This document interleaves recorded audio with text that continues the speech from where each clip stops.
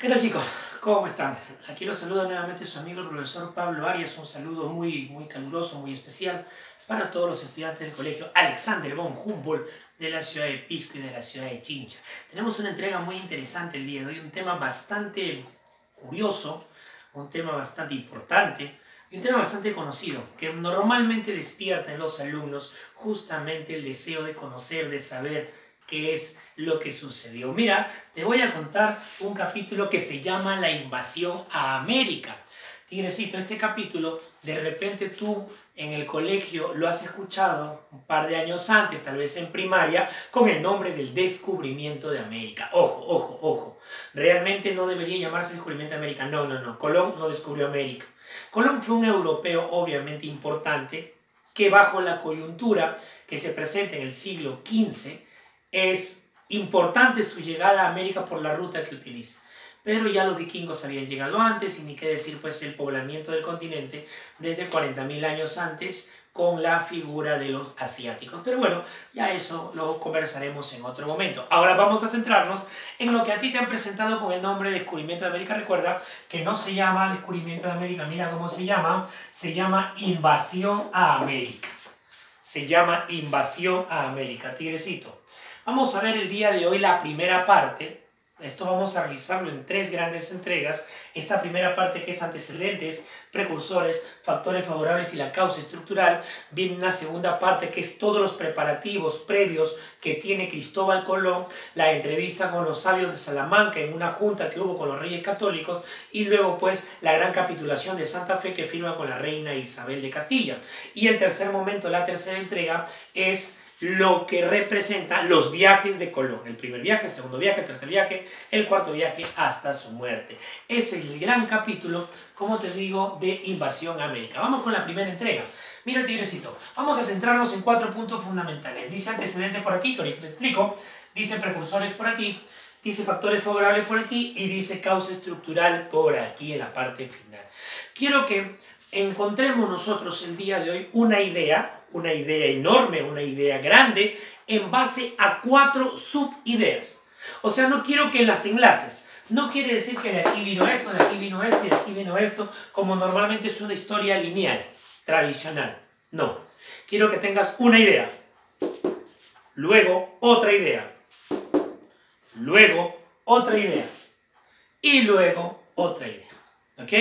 Y es el gran marco teórico, es la gran base, en este caso, del dato, de la información, de la historia, que nos va a permitir entender lo que viene a continuación, que es toda la figura colombina, Colón, y los viajes que realizó. Vamos uno por uno. Mira, mira, mira. Invasión a América. Tengo antecedentes. Tigre, mira lo que dice por aquí. Los viajes de Marco Polo. ¿Quién es Marco Polo? Marco Polo es un navegante italiano que realiza unos viajes. Él era por vocación, gustaba mucho de los viajes, era también un mercader, un comerciante. Entonces él realiza unos viajes hacia el oriente, se aleja un poco de la ruta comercial tradicional y llega hacia el oriente, lejos. ¿Hacia dónde llegó? Mira, tigrecito, ¿dónde llegó? Llegó a Japón, llegó a la India, llegó a la China. Llegó a Japón, India, China. Esto representa el oriente. Ahora, ¿el oriente de qué? Representa el oriente de Europa. Tigrecito, recuerda que Europa era el mundo. América no había sido descubierta. O sea, todavía no habían llegado en masa a América. Entonces Europa era el mundo. Por ahí alguien dirá, pero Tigre, ¿y África? África era el sur de Europa. Asia no sé. O sea, algunos lo llamaban como tal, Asia, pero no lo conocían mucho como Asia. ¿Sabes cómo lo conocían? Lo conocían como el oriente de Europa. Oriente, el oriente de Europa. ¿Entiendes? Profe, Oceanía. Ah, muchacho, es más joven todavía. Entonces, el oriente de Europa. Entonces Marco Polo, como te digo, en estos viajes se aleja y llega a Japón, China, India, llega al oriente, encuentra Marco Polo especias. Marco Polo va a encontrar especias, telas, encuentra mucha mercadería, joyas. Se encontró una serie de elementos comerciales que los traslada y los lleva a Europa. Tigrecito, el europeo gustó de esto que hay en Oriente y empezó una relación comercial. empieza a darse una relación comercial. Tigrecito, a mediados del siglo XV, para que te hagas una idea, la economía de Europa en un 80-90% depende del comercio con Oriente. La economía de Europa depende del comercio con Oriente. O sea, el bolsillo de cada europeo dependía del comercio con Oriente. Quiero que tengas esa primera idea. ¿Ok? Miren lo que dice por aquí. La economía de Europa se basa en el comercio con Oriente. Esa es la primera idea. Tigrecito, comencé entonces el capítulo Invasión América. El tigre me dijo que son 4 ideas básicas y la primera idea que tengo que recordar es que Europa depende económicamente del comercio con Oriente. Esa es la primera idea. Vamos con la segunda idea. Precursores. Tigre, los normandos o vikingos. Los vikingos conocidos, muy mentados siempre, muy recordados siempre los vikingos. Grandes invasores, grandes conquistadores, grandes peleadores, no muy colonizadores que digamos. Ya vamos a explicar, vamos a hablar de los vikingos en unos segundos. Se llaman también los normandos. Los vikingos son normandos. Normando es el nombre del norte, los nórdicos. Ahora escúchame, un detalle sobre los vikingos. Estos vikingos tenían una situación bastante peculiar. Como te dije hace unos segundos, no colonizaban mucho. O sea, ellos llegaban a un sitio, sometían el sitio, sometían el lugar, castigaban a la gente, asesinaban a la gente, destruían el sitio, se quedaban a celebrar. Ellos celebraban su victoria y luego se iban. O sea, no colonizaban. Profe, nunca. Bueno, por ahí siempre alguno se quedó, sí, pero no en general en un proceso de colonización. Eran un pueblo bastante peculiar, que llegaba, invadía, destruía y se iba. Hay algunos historiadores que se sorprenden cómo es que los vikingos no son los que toman Constantinopla. O sea, la historia, si uno hace un análisis de la historia omnipresente y ve pues el transcurrir de la historia y retrocede 100, 200 años, sabiendo lo que va a pasar, pues entendería que quienes van a tomar Constantinopla serían los vikingos. Pero los vikingos no llegaron a hacerlo, también esa es otra historia. Entonces, a recordar, mira, los vikingos son normandos, pueblos invasores que destruían pero no colonizaban. Ellos son los primeros que van a llegar a América. Vamos a recordar algunos personajes, mira, John Bourne, Eric el Rojo, Leif Erikson. ¿A dónde llegaron, tigre? Llegaron a la zona de Groenlandia, llegaron a la zona de Marklandia, llegaron a la zona de Vinlandia. Tigre, Groenlandia, Marklandia, Vinlandia. Este es el noreste de América del Norte. Marklandia sería lo que es actualmente Canadá. Vinlandia, la tierra de las viñas, lo que es actualmente el territorio de los Estados Unidos. Pero recuerda siempre la parte oriental, siempre la parte derecha, siempre la parte del este. Llegaban pues, como te digo, a Groenlandia, a Marklandia, a Vinlandia, en la zona de América del Norte. Pero no colonizaron. ¿Hay restos vikingos en América del Norte? Sí. En Canadá también. Pero son mínimos. A un pueblo pues que llegó, algo más hubiera hecho si se quedaba a colonizar, pero repito, son pueblos que no se quedaban a colonizar, solo invadían y destruían los vikingos. Y lo que siempre hacían era celebraban bebiendo alcohol. Un detalle también de los vikingos. Ahora, tigrecito, entonces, escúchame, primer dato entonces. ¿Cuál era el primer dato? Mi primer dato es que Marco Polo viaja y Europa depende económicamente con Oriente. Segundo dato, que los primeros europeos no fueron los españoles, los portugueses, no. Los primeros europeos que llegan a América fueron los vikingos, a no olvidarlo. Vamos con el tercer dato. Recuerda que estamos en el tema de Invasión América. No te vayas a olvidar, estamos en el tema de Invasión América. Tigre, estamos en el curso de Historia. Tu amigo el profesor Pablo Arias, no lo olvide. Vamos por aquí. Factores favorables. Este es importante. Muchachos, en la Edad Media no hubo un desarrollo científico por presión de la Iglesia.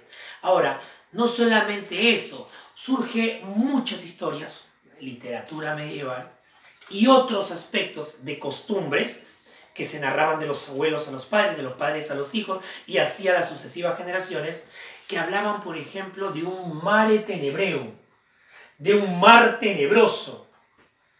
Se hablan de que el mar, esto debes haberlo escuchado alguna vez, de que el mar pues tenía monstruos, de que si ibas al mar estos monstruos iban pues a acabar contigo, que si lograbas esquivar esos monstruos, en un momento llegabas ¿a dónde?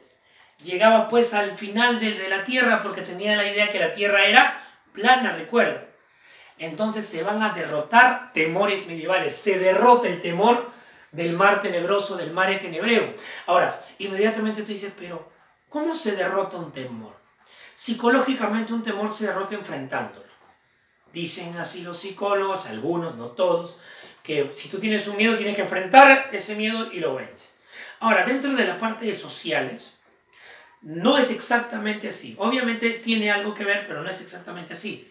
En la parte de sociales tú vences un temor con conocimiento, cuando sabes algo. ¿Okay? Cuando sabes algo.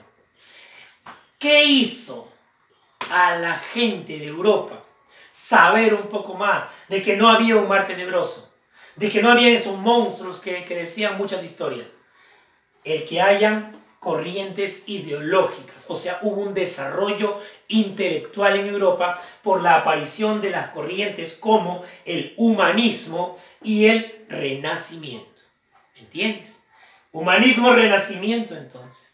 Corrientes ideológicas que ayudan al desarrollo intelectual del hombre europeo, que lo ayuda a derrotar temores medievales como por ejemplo es el mar tenebroso. Ahora, una cosa es que ya no le tenga miedo al mar y otra cosa es que ¿y cómo voy a navegar tanto? Aquí viene el tercer factor favorable. ¿Y cuál es ese factor? Mira, el que viene por aquí. La aparición de inventos aplicados a la navegación. La aparición de inventos aplicados a la navegación, por ejemplo, la carabela, por ejemplo, la brújula. Creo que la brújula la conocen, ¿no? Para que haya una ubicación geográfica, una ubicación espacial, digamos, porque te da una indicación de los puntos cardinales y tú, con cartografía básica, puedes entender dónde estás y hacia dónde vas. La brújula. Ahora, ¿qué es una carabela? Tigre, de repente la carabela tú la conoces justamente por los viajes de Colón. No te preocupes, ya viene la siguiente clase, vamos a hablar de Colón. Las carabelas eran embarcaciones de la época que tenían ciertas características. Por ejemplo, eran livianas, pero soportaban gran cantidad de peso y podían avanzar sin disminuir mucho una velocidad promedio a pesar del peso que tenían. Será ideal para viajes largos, por ejemplo, como el que quería realizar Colón. Entonces era una embarcación interesante, segura, las carabelas. Entonces la aparición de estos inventos aplicados a la navegación como las carabelas, como la brújula, es también un factor favorable para que el hombre salga de Europa hacia nuevas aventuras, como Colón, en este caso que llega sin saber a América pensando que estaba llegando a las Indias Orientales. Entonces, tercer punto. El tercer punto que quiero que recuerdes es que se presentan factores favorables para que el mundo europeo, vamos a llamarlo así, para que el mundo europeo llegue al continente americano. Primer punto, recuerda, Marco Polo viaja al oriente, hay interacción comercial, la economía de Europa depende del comercio con Oriente. Segundo punto, los primeros europeos en llegar no fueron los españoles, no fueron portugueses, no fueron ingleses, fueron los hombres del norte, fueron los vikingos, que llegan a ¿dónde? A Groenlandia, Marlandia, Vinlandia. O sea, Groenlandia, actual Dinamarca, pero geográficamente en América del Norte, Marlandia, Canadá, Vinlandia, Estados Unidos, siempre la zona oriental. Ese es mi segundo punto. Tercer punto, que se presentan factores favorables para que pueda ese hombre salir de Europa. Primero, derrotar temores como el mar tenebroso, y puede derrotar estos temores gracias a la aparición de corrientes ideológicas como el humanismo y el renacimiento que los revalora intelectualmente, y la aparición de inventos aplicados a la navegación como la brújula y la carabela. Ahora viene el cuarto punto, que es el más importante, lo dejamos para el último. Tigre, el más importante. La toma de Constantinopla, tigrecito. Si uno hace un top 5, un top 4 de los hechos más importantes de la historia, tiene que estar de todas maneras. Tigre, esto cambia la historia del Perú. Por ahí alguien dirá, Tigre, no seas loco, ¿cómo va a cambiar la historia del Perú? Tigre, esto cambia la historia del Perú. Porque la toma de Constantinopla bloquea el comercio entre Europa y Oriente. Y eso hace que se necesite nuevas rutas para el comercio con Oriente. Eso hace que se busque estas nuevas rutas. Y es ahí donde aparece un personaje de nombre Cristóbal, de apellido Colón, que buscando nuevas rutas va a llegar a donde llega a América pensando que estaba llegando a las Indias. Y la llegada de Colón apresura la llegada de los españoles, llega Pizarro y tú ya sabes lo que hizo Pizarro con el Tahuantinsuyo. Entonces esto origina un cambio también en la historia del Perú, esto origina un cambio en el mundo. La toma de Constantinopla del 29 de mayo de 1453, que tiene como personaje emblemático a Mahomet II, que también lo encuentras en los libros como Mohamed II. Mahomet II o Mohamed II, que liderando a los turcos va a tomar Constantinopla. ¿A quién derrotó? Derrota al que sería el último rey bizantino, el último emperador bizantino, que se llama Constantino XI. Tigrecito, esto cambia la historia del mundo. La toma de Constantinopla, cuando los turcos toman Constantinopla, bloquean el camino, obligando a los europeos a buscar nuevas rutas. Por ahí alguien dirá, pero profe, si ya bloquearon esa ruta, pues entonces que los europeos hagan otras cosas, no sé. Tigre, no era tan fácil porque recuerda lo primero que te dije, la economía de Europa se basaba en el comercio con Oriente, entonces había que buscar nuevas rutas para comercializar con Oriente. Y ahí es donde surge mi amigo Cristóbal Colón, personaje bueno y malo a la vez, vamos a hablar ya de él, que va a buscar nuevas rutas y sin querer llega a América, no te lo pierdas, esa es la siguiente clase, vamos a hablar del Cristóbal Colón, del navegante Cristóbal Colón, también un personaje controversial pero muy importante en la historia. Bien muchachos, estos han sido los puntos clave, los puntos más importantes. Nos estamos viendo entonces en Sala Zoom, nos estamos viendo en la siguiente entrega sobre Cristóbal Colón. Saludos a todos, ha sido tu amigo el profesor Pablo Arias para el Colegio Alexander von Humboldt.